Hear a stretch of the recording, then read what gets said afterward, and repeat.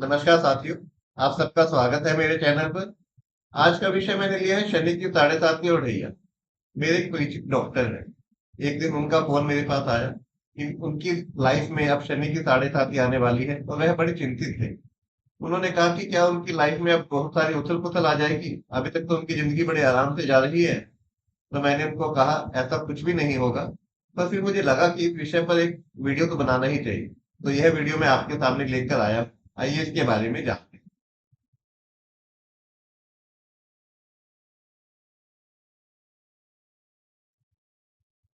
शनि की साढ़े साती और शनि की ढैया दो ऐसे वर्ड हैं जिनको सुनकर अच्छों बच्चों को अच्छे से टेंशन होने लग जाती है कि अब उनकी जिंदगी में कुछ उथल पुथल होने वाली है। शनि उनको दुख देने वाले हैं।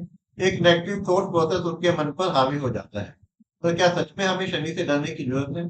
क्या शनि ऐसे हैं? इसको जानने से पहले जानते हैं कि साढ़े साती होती क्या है। जब भी शनि जन्म चंद्रमा से एक राशि पहले या उस राशि पे या एक राशि बाद में गोचर कर रहे होते हैं तो हम कहते हैं कि उस व्यक्ति की लाइफ में साढ़े साती आ रहा है। अब शनि को एक राशि को पार करने में 2.5 साल लगते हैं तो तीन राशियों को पार करने में 2.5 × 3 7.5 साल लगेगी। इसलिए हम कहते हैं कि साढ़े साती की अवधि 7.5 साल की हो। ऐसे ही शनि की ढैया का मतलब होता है कि जब शनि जन्म चंद्रमा से चौथी राशि में या आठवीं राशि में गोचर करता है। चौथी राशि के गोचर को हम कंटक शनि भी बोलते हैं। क्योंकि शनि को एक राशि को पार करने में 2.5 साल लगते हैं तो इसीलिए शनि की ढैया की अवधि 2.5 साल की होती है। इसको हम छोटी साढ़े साथी भी कह रहे हैं। आइए अब जानते हैं कि किसी के जीवन में किसी की लाइफ में साढ़े साथी कितनी बार आती है। अगर मान लीजिए आपकी उम्र 90 साल है तो उम्मीद है कि आपकी लाइफ में 3 बार तो साढ़े साथी आएगी, 4 से 5 बार शनि की ढैया आएगी। कुल मिला के 32 से 37 साल तो शनि के दुख लेते रहे। पर क्या मिलेंगे? नहीं, ऐसा संभव नहीं है। क्या आप जानते हैं कि हमारे किसी भी प्राचीन वैदिक ग्रंथ में जैसे मृत प्राशर होरा इत्यादि आदि कहीं भी शनि की साढ़े साती का उल्लेख ही नहीं मिलता। साढ़े साती एक मुस्लिम वर्ड है जो 15वीं से 16वीं शताब्दी में हमारी जिंदगी में आया।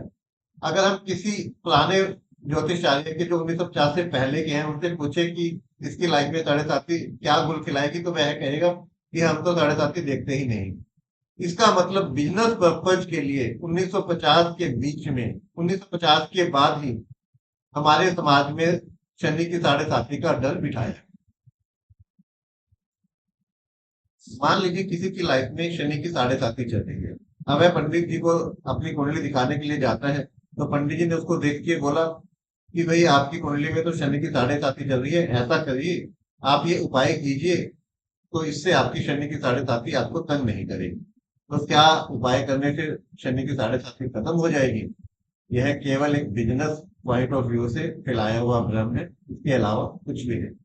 किसी की लाइफ में क्या इवेंट्स होंगे, यह ओवरऑल उसकी कुंडली की क्या स्ट्रेंथ है, उसके प्लैनेट्स की क्या प्लेसमेंट्स है, ग्रहों की स्थिति कैसी है, कौन सी दशा चल रही है, कौन सी अंतर्दशा चल रही है, वो सारे गोचर क्या कह रहे हैं, इन सबको मिला के उसकी लाइफ के इवेंट्स हमें पता लगेंगे।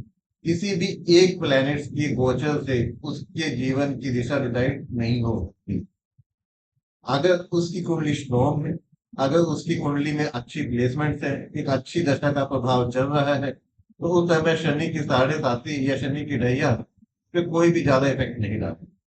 पर अगर मान लीजिए उस समय उसकी दशा भी खराब है, अशुभ ग्रहों की दशाएं चल रही हैं, कि कुंडली भी स्ट्रॉन्ग नहीं है तो उस समय साढ़े साती उसको बड़ी दिक्कतें भी ला सकती है। तो इसलिए साढ़े साती का प्रभाव शनि की वजह से नहीं बल्कि उसकी कुंडली में उसके अन्य ग्रह कैसे बैठे हुए हैं, उसकी दशाएं कैसे चल रही हैं, इस पे डिसाइड होगा।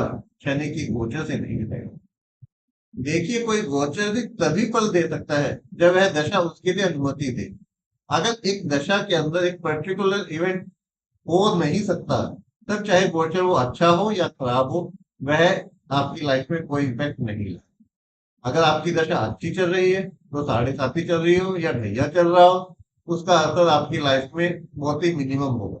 बट अगर आपकी दशा अशुभ है तो चाहे बेशक साढ़े साती नहीं भी चल रही होगी तब भी आपको लाइफ में स्ट्रगल करने पड़े। इससे क्या पता लगता है? इससे यही पता लगता है कि एक प्लेनेट के गोचर से कोई आपकी लाइफ को बहुत ज्यादा इम्पैक्ट नहीं होने का। तो फिर साढ़े साती का मतलब बिल्कुल जीरो है? ऐसा नहीं है। साढ़े साती का मतलब है कि आपके नेटल मून के आसपास शनि चल रहा है।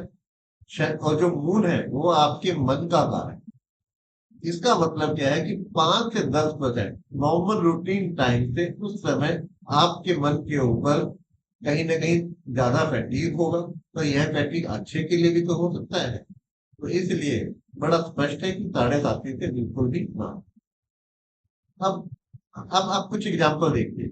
अमिताभ बच्चन जो है उन्होंने केबीसी में वापसी की अपने 7:30 के टाइम में। नरेंद्र मोदी जी बने प्रधानमंत्री 7:30 के टाइम में। इंदिरा गांधी अपने जब सत्ता में वापस आई उस समय अष्टम नैया चल रहा था। रतन टाटा जो है उनको इसी समय अपनी वैश्विक पहचान मिली। तो आप बताइए कि 7:30 कैसे किसी को नुकसान कर सकती? 7:30 नहीं कर सकती। तो इस सारे डिस्कशन से क्या निष्कर्ष निकलता है कि हमें 7:30 से बिल्कुल भी डरना नहीं चाहिए। यह केवल एक शनि के गोचर का समय है। इसका प्रभाव आपकी लाइफ में तभी होगा जब दशा और कुंडली भी उसको सपोर्ट करे। अदरवाइज इसका आपकी लाइफ में इम्पैक्ट नहीं होगा। शनि एक न्यायप्रिय ग्रह है। यह निर्दयी बिल्कुल भी नहीं है। और जीवन में कोई भी इवेंट होता है, लाइफ में कोई भी इवेंट होता है, तो उसके लिए ओवरऑल कुंडली की स्ट्रेंथ क्या है, ग्रहों की प्लेसमेंट क्या है, आपकी कौन सी दिशाएं चल रही हैं, इन सब पे डिपेंडेंट होता है।